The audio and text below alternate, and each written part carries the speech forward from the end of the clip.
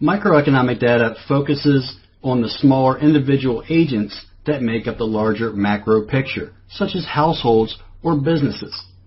Things such as retail sales, pending home sales, crude oil inventories, building consents, private loans, manufacturing, etc. Those are all examples of microeconomic releases. They have less of an impact on the overall valuation of a currency, but can have short-term effects if traders feel the numbers are significant enough to impact the larger macro picture. Many of the medium and low impact data that we see daily are microeconomic numbers. And again, if you're trading these numbers, you're not a fundamental trader. Okay, you're trading the market sentiment. These daily numbers have a very low impact on the overall economy, okay, on the overall fundamental picture. If you're trading these numbers, you're simply looking to take advantage of the current market sentiment or trader sentiment that's going to get a reaction from these numbers. Okay, because they're certainly not going to affect the decisions of long-term fundamental traders.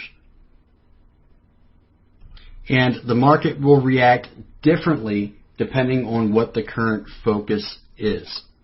Okay, depending on the current market sentiment and the market focus, the market will react differently to these numbers. That's not the same thing when you're talking about fundamental trading. Okay, fundamental trading is pretty consistent. There's things that, if they're looking at interest rates, they're looking at the bigger economic picture. Okay, that's a lot more consistent, a lot more steady. When you're talking about the fundamental picture, 1 plus 1 does equal 2. When you're talking about market sentiment, 1 plus 1 doesn't always equal 2. Okay? And basically, I hope I'm being clear with this. What that means is you have basic fundamental principles in place. Okay, so basically if interest rates are doing something, then the currency valuation is probably in line.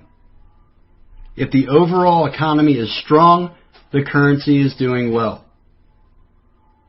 Because interest rates are going to be raised to deal with the inflation picture, which means flows are going to come into that currency. Okay, at the very basic level. When you're that's what I mean by 1 plus 1 equals 2. Okay, when you're talking about market sentiment, just because you have good data come out for the economy doesn't mean that the currency is necessarily going to strengthen.